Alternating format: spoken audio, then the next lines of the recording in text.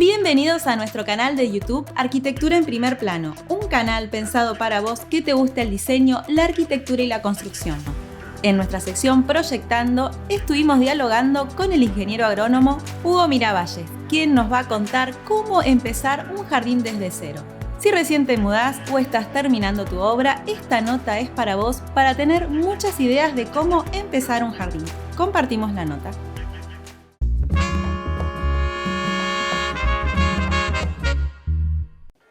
Buenos días, soy Hugo Miravalles, vivo en Puerto Madryn y hoy quiero hablarles de los inicios de un jardín. Es muy común aquí en Madryn, hay mucha construcción y no hay mejor día que el día que te entregan la casa, el olor a pintura nueva, los ambientes nuevos, la primera noche.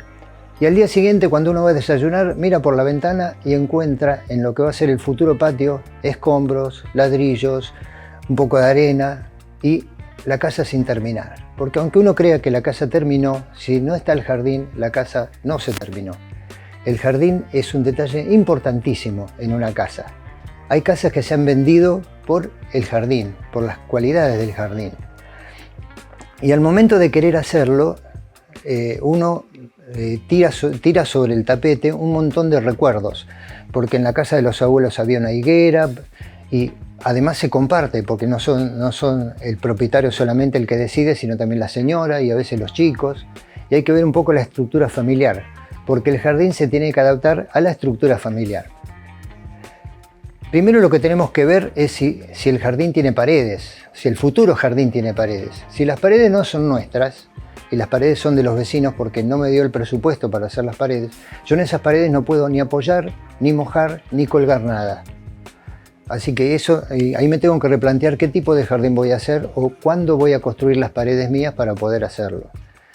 Otro detalle interesante es ver si yo tengo entrada de servicio para ese jardín. Muchas veces la construcción ocupa todo el jardín y no tengo entrada de servicio. Y eso me impide, por ejemplo, cambiarle el suelo, meter un camión con tierra, quitar escombros. Tengo que hacerlo todo a carretilla y por otra vía de escape. Después tengo que ver la pendiente de ese jardín. Muchas construcciones tienen los techos a dos aguas y que vuelcan sobre el jardín. Acá no hay lluvias muy importantes, pero cada 5, 8, 10 años cae una lluvia importante. Y si yo no tengo en cuenta ese detalle, puedo hacer que el agua que cae en el jardín sobrepase los niveles y se me entre dentro de la casa, cosa que es muy desagradable. Entonces lo que tengo que ver es si yo tengo la posibilidad de tener una rejilla de patio, si el arquitecto no lo previó, y que esa rejilla de patio desagote el exceso de agua hacia la calle. Si no, voy a tener que armar un drenaje natural, tengo que armar una estructura con pendiente, como sucede con las rejillas de los baños, donde uno no se da cuenta, pero todo el piso tiene una pendiente hacia la rejilla. Y esa rejilla armarla con una especie de calicata, un pozo, donde yo lo lleno todo con piedras, lo complemento con tierra y logro que ante una lluvia importante, a través de ese pozo, yo drene. Otra característica que tengo que conocer es qué tipo de suelo tengo. Por ejemplo, aquí en Madryn, la gente que vive en la Curva del Indio tiene suelos muy arenosos, o sea que ese problema de drenaje nunca los va a tener. Pero también hay gente que construye mucho en Solana, y en Solana hay mantos de calcario muy firmes que hacen que la absorción del agua sea muy difícil. ¿Cómo logro esto?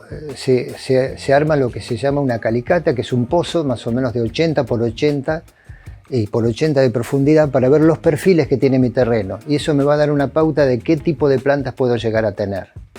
Otro factor a tener muy en cuenta es mi presupuesto.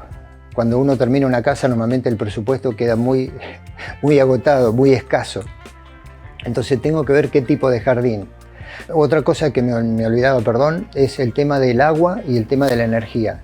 Muchas veces no hay agua y no hay energía en el jardín. Entonces lo que tengo que hacer es lograr que haya 3 o 4 canillas estratégicamente ubicadas para que yo logre tener agua en todo el jardín. Y lo mismo sucede con los enchufes. Yo voy a necesitar conectar una podadora eléctrica, una bordeadora, una cortadora de césped y necesito tener varios tomacorrientes para moverme con poca cantidad, con poca longitud de cable, porque eso es lo peligroso en el manejo. Al momento de decidir qué tipo de jardín tenemos lo que llaman jardines enlatados. Uno va a la computadora, se mete en Pinterest, que es una conocida página, y tiene imágenes preciosas de jardines magníficos, de otras zonas por supuesto. Uno primero tiene que ver si ese jardín se asocia con la vegetación que puede crecer en la zona nuestra. Pero yo les sugiero que hagan un jardín de acuerdo a las necesidades de su familia. Si yo tengo chicos chiquitos, en ese jardín tiene que haber un arenero. Entonces tengo que vincular un espacio de jardín al arenero. Si me gusta hacer asados, tengo que tener un buen fogón, un buen árbol para que me dé sombra en el verano y pueda disfrutar de la sombra mientras hago el asado. Un árbol que pierda la hoja para que en el invierno también tenga sol mientras hago ese asado. Por ejemplo, no tiene que haber cosas con espinas que puedan dañar a los chicos o puedan dañar las pelotas con que ellos juegan. El jardín es algo dinámico, es algo que se va adaptando a través del tiempo, no solo porque las plantas crecen, sino porque la familia crece. Y las necesidades de esa familia también tienen que ir acorde al jardín. Por ejemplo, estamos cerca del mar. Mucha gente tiene tablas de surf, canoas. ¿Y dónde las ubica? No tiene lugar en la casa. En el garage estorban. Entonces tengo que vincular una parte del jardín a guardar ese tipo de elementos. Si yo voy a guardar esos elementos, no forman parte del aspecto del jardín. Entonces tengo que lograr un cerco, un biombo verde que me permita poner en el jardín esos elementos sin que se observen en el entorno. Lo mismo sucede con los tendederos de ropa. Mucha gente le gusta secar la ropa al sol, pero una ropa colgada al sol no forma parte del paisaje. Entonces tengo que armar un biombo, un lugar reservado para que eso suceda.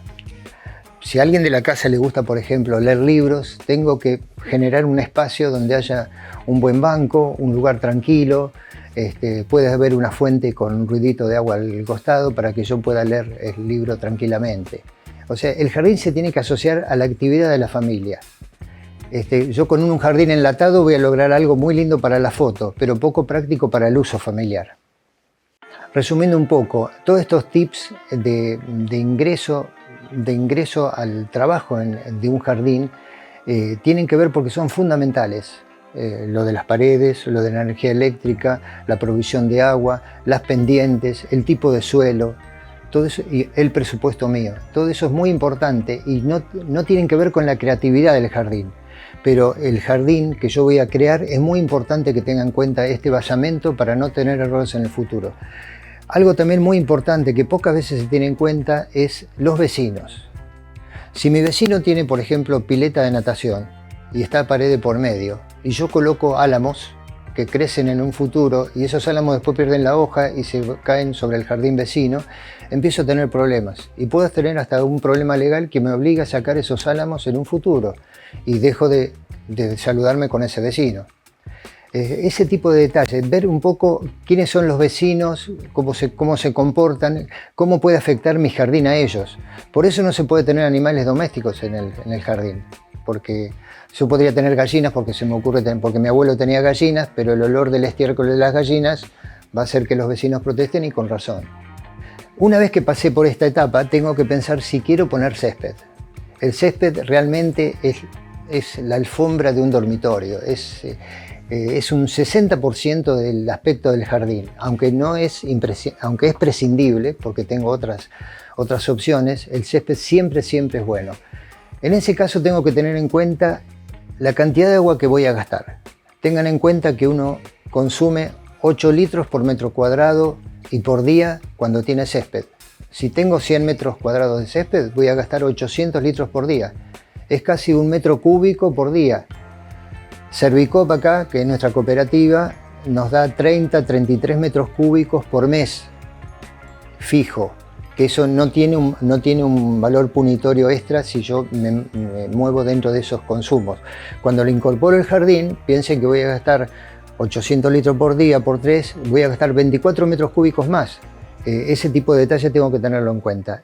Una forma de ahorrar agua, digamos, o ahorro porque le doy solamente lo que necesita, es hacer riegos automáticos. Eso puede ser riego por aspersión, que puede utilizar goteo, toberitas o aspersores. Ahí requerimos un proyecto inteligente que haga que la cantidad de agua que yo tiro sea para esa lámina de césped. Tenemos también la alternativa de otros materiales, además de césped, que pueden ser los decks de madera, que quedan muy bonitos pero requieren mantenimiento. Se puede usar piedra laja, que acá es muy común. La laja puede tener ciertos dibujos que engalanan un poco el diseño. Podemos usar también todos los residuos de piedra de las pedreras madrinenses, que ahí se pueden lograr cosas muy lindas. Hay un tipo de adoquín que es muy interesante, y todo ese tipo de productos es libre de mantenimiento. También puedo jugar con cemento y con dibujos del cemento. Hay pastinas que dan distintos colores. El color en el jardín es muy importante. Yo no tengo que dejar que solamente las plantas me brinden color. El pintado de las paredes también puede ser una herramienta muy interesante. Hacer pequeños murales en las paredes que se asocien con la vegetación que yo pongo también es muy interesante. Otro detalle importantísimo es ver si yo le voy a poner luz al jardín para tenerlo de noche también. Si yo voy a colocar luces en el jardín, hay muy buenas ofertas en el mercado local de luminarias en 12 y en 24 volt. Con eso logro que que el jardín esté energizado, pero no un riesgo de vida si corto con una pala un cable, etcétera, etcétera. Eso es muy interesante. En ese caso yo lograría que el jardín también tenga vida de noche. Yo puedo después tener una cena en el jardín, y si tengo unas buenas luminarias, y no recurrir a la típica portátil que enchufo para que ilumine. Una vez que tenemos ya decidido las distintas áreas que queremos colonizar en el jardín, la amplitud de las mismas, para qué va a ser cada sector, es muy importante empezar a poblar con arbustos y con árboles. Los árboles tengan en cuenta siempre el tamaño de adulto. No se dejen tentar y poner mucha cantidad de árboles, porque después los árboles crecen mal por competencia entre ellos, y al final vamos a tener que quitar. Cuando más lindo está un árbol, lo vamos a tener que quitar. Tengan en cuenta que los follajes permanentes dan sombra en el invierno, por lo tanto recurran sobre todo a follajes caducos, cosa que en invierno nos permita entrar el sol. Acá las temperaturas son bajas, y un lindo sol en el invierno es algo muy agradable para disfrutar del jardín. Hagan asesorarse por gente local, por viveristas, sobre qué tipo de arbustos poner, la cantidad a poner. Traten siempre de no poner demasiada cantidad, porque además de atentar contra el presupuesto de ustedes, va a ser que el día de mañana van a tener que quitar plantas por el exceso de plantas que han puesto. Tienen que ser plantas fáciles de mantener. Si ustedes tienen presupuesto como para que entre un jardinero, es una cosa. Si ustedes van a poner mano en su jardín y no quieren que entre jardinero, es otra. Tienen que tener un jardín que sea posible que ustedes lo tengan. Por eso siempre vayan de menor a mayor, nunca compliquen el jardín. Un jardín complicado es difícil de mantener porque requiere mucha intervención. Un jardín simple es mucho más fácil de lograr. Y el jardín que nos exige mucho se vuelve tedioso en el tiempo por la cantidad de horas que nos lleva. Entonces nos vamos a dar cuenta que nos metimos en algo que no podíamos manejar. Y es difícil encontrar jardineros que sean muy profesionales y que conozcan mucho del tema como para lograr los resultados que nosotros queremos. Por eso, un consejo siempre sano es que vayan siempre de menor a mayor. A medida que a ustedes les va gustando el jardín, complíquenlo si quieren, pero de a poquito. Por ejemplo, si les gusta hacer huerta, destinen el sector de huerta el que tenga más sol y más protección de viento. El tamaño de la huerta tiene que ir acorde a lo que ustedes van a producir y a lo que ustedes van a consumir. Ustedes no le van a proveer a ninguna verdulería, por lo tanto, si son 4 de familia, no pongan más de 5 plantas de tomate. No pongan 20 plantas de tomate. Bueno, los amigos van a estar contentos porque ustedes se la van a pasar regalando, pero les va a llevar un tiempo que ustedes podrían haber dedicado a otra verdura que puedan consumir en la casa. Lo mismo sucede con las flores, con los plantines, con los arbustos. Todos tienen su época de poda, su época sanitaria, en la cual hay que estar muy pendientes si le ataca pulgón, le ataca cochinilla. Ahora, por ejemplo, en los árboles frutales hay mucho ataque de torque, que es un hongo que provoca el enrulamiento de la hoja, y eso obliga a intervenciones periódicas. Ya les dije, si ustedes van a tomar las riendas de su jardín, tienen que contar con ese tiempo para que ese jardín sea sanitariamente apto. Bueno, no quiero apabullarlos con más información al respecto, pero estoy dispuesto a que vengan por aquí las veces que ustedes quieran para hacer las preguntas necesarias. Y si no, vincúlense con gente que tenga experiencia en el tema. Buenos días.